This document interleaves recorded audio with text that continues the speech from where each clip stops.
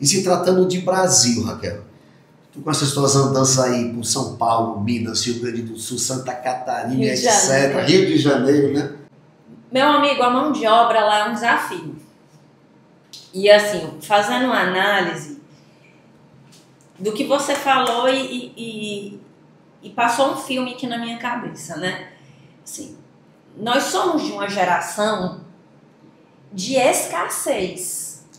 Eu ouvi um comentário, nós somos de uma geração de ouro, das pessoas que trabalham, mas que gostam de trabalhar, têm prazer em trabalhar e os resultados desse trabalho, eles nos completam.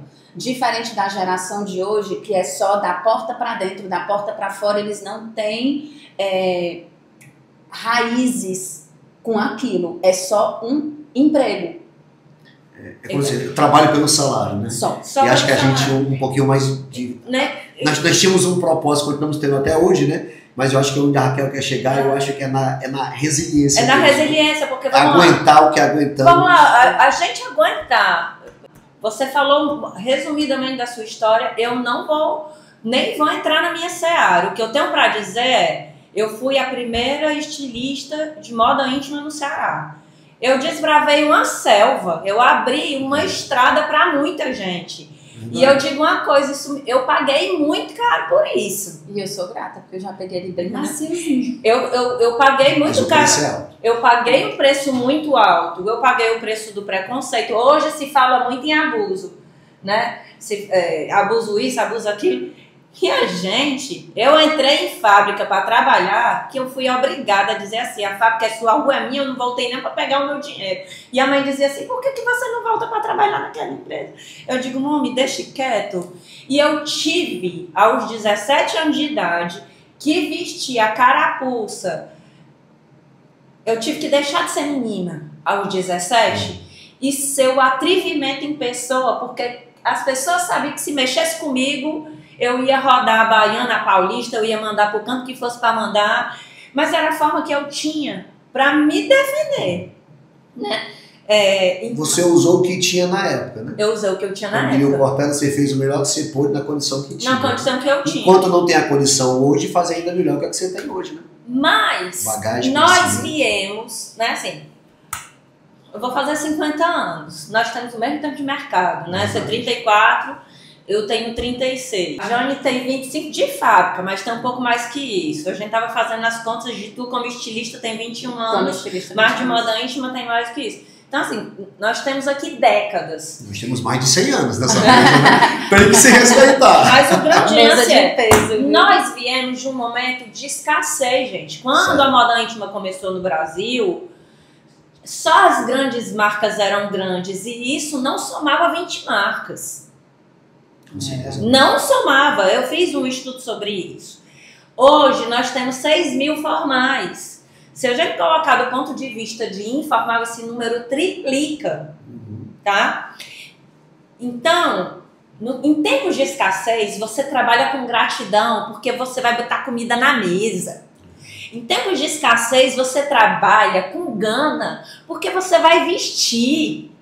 Em tempos de escassez, você trabalha com gana porque você vai ajudar seus pais. E assim, eu com 18 anos, eu escutei muito assim, você é muito besta. Uma menina bonita como você, jovem, podia ter tudo, já trabalhando. Você entendeu? Você ter tudo, né? Você ter tudo e outra coisa, ainda paga seu dinheiro e dá todo para sua mãe. Gente, se eu voltasse no tempo, entendeu? Eu fazia o que eu fiz. Eu dava todinha, ainda dava que eu não tinha ganhado. Que eu empenhava primeiro. Foi a melhor coisa que eu fiz, investir na minha família, nos meus pais, nos meus irmãos e hoje nos meus filhos. Mas vamos lá, a gente tinha esse lance de investir em família. Porque eu queria calçar, eu queria vestir, mas antes disso, eu queria ver a minha família toda comendo. Se eu vestisse, eu queria que a minha irmã vestisse. Eu nunca quis que fosse só pra mim. Aí abre um ponto, talvez... Hoje o que exista muito individualismo e que gere a escassez é o de pensar só por si. A gente vê muito individualismo. Muito egoísta, né? Então, o que é que eu tenho visto no cenário nacional? Comportamento do ser humano. Individualismo, não pensa família. Eu não tenho por que trabalhar porque para mim já me basta. Eu escutei isso de centenas de pessoas nesse último ano. Não, isso aqui me basta. A outra coisa que eu ouvi muito foi: pra quê? Pra enricar os outros? Gente, eu nunca trabalhei pra enricar ninguém. Eu sempre trabalhei pra mim. Eu sempre trabalhei pra mim. Eu não vou falar nome, mas ele vai, se ele estiver ouvindo, olha, eu só gosto de patrão rico. Porque patrão pobre não dá aumento, não paga FGTS, não paga INSS, não paga meta. Eu adoro patrão rico, então eu não vou trabalhar para empobrecer ninguém. Porque eu quero ganhar junto. Agora, se eu busquei o tempo todo me qualificar e sempre cheguei junto para dizer, olha, tá na hora do aumentinho. Agora, só quem carrega o próprio balde valoriza cada gota do balde, da água que está dentro do balde. E aí o que é que acontece? Como a juventude atual dá pouco, ela também não tem muito para cobrar. Ela não tem muito para pedir. Isso é um ponto. O outro ponto é que, se eu for entrar nessa seara, a gente tem que entender quem foi que formou suas costureiras. Não foi você não, gente? Lá em casa, quem era que ensinava? Então, assim, a gente tinha uma tradição, vamos lá. Eu aprendi com a minha mãe, que aprendeu com a minha avó, mas a gente formava as costureiras. Porque não tinha, na realidade. Se antigamente só tinha, há 40 anos atrás, só tinha 20 fábricas. Hoje tem 6 mil.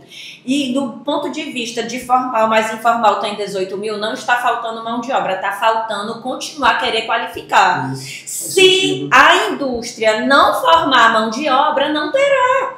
Essa responsabilidade sempre foi nossa, o Estado nunca fez isso. Políticos me perdoem, o Estado nunca fez isso por nós. Quem sempre fez isso foi a nossa mãe, o nosso pai, a nossa avó e as empresas. Só que as empresas cresceram e elas entendem o seguinte: nós crescemos, nós cumprimos o nosso papel de cidadania enquanto empregador e eu tenho que empregar. Só que se a indústria quiser se manter pulsante, ela vai ter que continuar formando mão de obra. Se a própria indústria não formar mão de obra, aí sim nós estaremos em maus lençóis. E aí eu vou falar: Goiânia, todo mundo reclama, não tem costureira, não tem costureira, não tem costureira. Guaporé, não tem costureira, não tem costureira. Taiobeiras, todo mundo reclamando que não tem costureira. Aí vamos lá, Frecheirinha, 30 e tantos anos atrás, começamos, 3.700 habitantes. Hoje tem 16 mil habitantes. 16 mil habitantes. Detalhe, naquele tempo o êxodo rural, né? Depois que a mulherada ganhou dinheiro, os homens puderam voltar, a gente já sabe essa história, beleza. Só mão de obra operária, 5 mil. E há 30 e poucos anos atrás, só tinha 3.700 habitantes. Era mulher, criança e velho, porque os homens tinham tudo ido embora. E depois eles voltaram por causa da indústria. Hoje tem 16 mil habitantes, só mão de obra operária da costura. Tem 5 mil. De forma direta. De forma direta, eu nem tô falando indireto. E aí, vamos lá.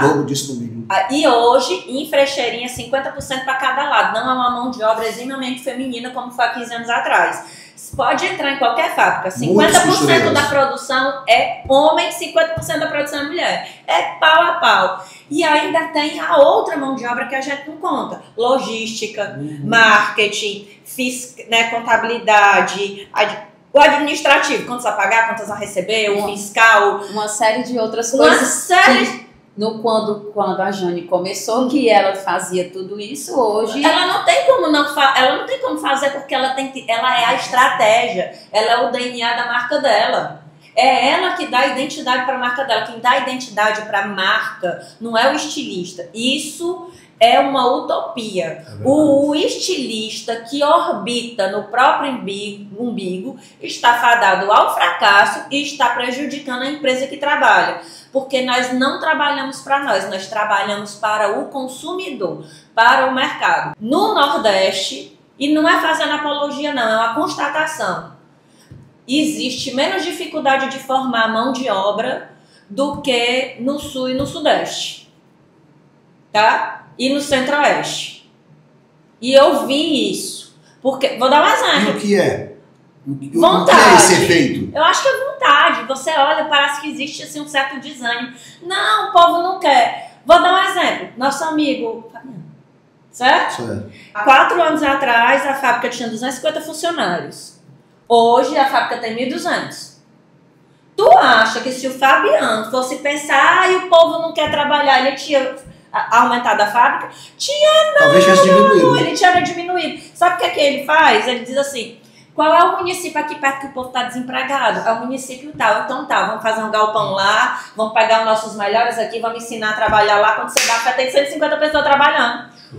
Ele não pensa no problema, ele foca na solução. O Jane foca na solução. A maioria dos empresários. Tá formando mão de obra, né? A maioria dos empresários nordestinos que eu conheço foca na solução. Dona Fátima da Del Raíssa, ela chama Senai, chama Sebrae, ela vai atrás e ela foca e forma. Formou 40 costureiras de janeiro para cá. E um dos pontos de quem não reclama tanto assim de contratação de mão de obra, porque querendo ou não, a gente sabe que as línguas falam e a gente acaba sabendo um pouquinho de cada um, né? São as empresas que faz com que desperta o desejo de querer fazer parte daquele grupo e a gente escuta de como as pessoas têm respeito e querem fazer parte da Estarjane, assim como de outras, em Flecheirinha eu escuto bastante, né? Que nem deixar a sua empresa atrativa, as pessoas querem fazer porque parte. Porque você tem que disputar, hoje com a tecnologia, você tem que disputar com a internet, que está promovendo aí uma lucratividade, um dinheiro fácil.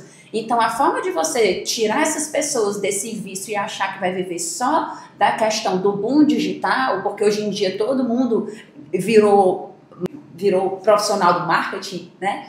De uma forma empírica, então você tem que lutar com isso também e se tornar mais atrativo para as pessoas desejarem fazer parte daquela instituição. Agora vamos voltar para uma coisa que o Elianai se veste de propósito.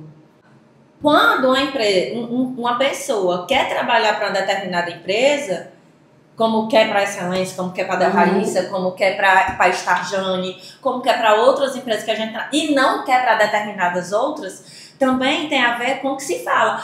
Eu quero trabalhar com a Estarjane porque eu sei que a Jane é uma empregadora legal, ela quer que a gente cresça, ela quer que a gente tenha o nosso carro, ela trata as pessoas com respeito. Tem gente que se aposentou lá e continua trabalhando lá. A empresa tal, né, tipo, Excelência, né, valoriza, cresce, está crescendo, está modernizando. O que as empresas também têm que pensar há 30 anos atrás, a gente estava saindo da escassez, não tinha nada. O benefício era o emprego. Hoje o benefício era emprego. Hoje tem escolha. E se tem escolha, a empresa precisa ser uma namorada linda ou um esposo maravilhoso. Cabe aos propósitos e às filosofias de vida se encaixar ou não. A mesma coisa se aplica à empresa.